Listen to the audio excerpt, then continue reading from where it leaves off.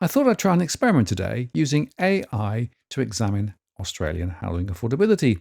So I did some research with Copilot. I started with the question of why home prices in Australia are so high relative to incomes. The reply seems, well, remarkably on point. In summary, Australia faces one of the most acute housing affordability crises in the developed world. Over the past several decades, home prices have surged far beyond the pace of income growth, making it increasingly difficult for average Australians to enter the property market. This is because of a complex interplay of economic, political, and cultural factors. Addressing these issues will require coordinated efforts across all levels of government, including migration, planning reform, investment in affordable housing, and a reevaluation of tax policies that currently favour investors over owner-occupiers.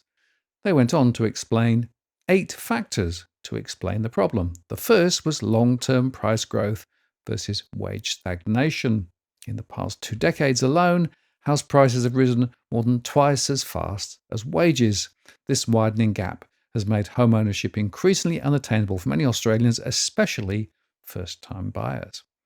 The second factor relates to supply constraints and planning regulations. One of the most cited reasons for high home prices is the chronic undersupply of housing. Australia has not built enough homes to keep pace with its growing population. Restrictive zoning laws and complex planning regulations, particularly in major cities like Sydney and Melbourne, limit the construction of higher density housing where demand is strongest. The third relates to population growth and urban concentration.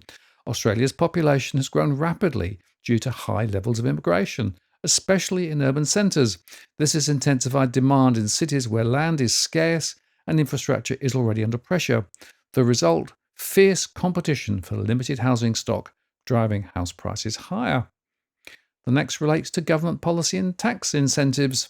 Government policies have historically favoured property investors through mechanisms like negative gearing and capital gains tax discounts.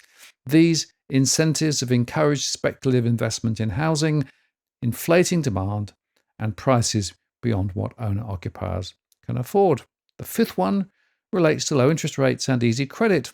For much of the 2000s and 2010s, Australia experienced historically low interest rates. This made borrowing cheaper and allowed buyers to take on larger mortgages, which in turn pushed up prices. Even with recent rate hikes, the legacy of cheap credit continues to shape the market.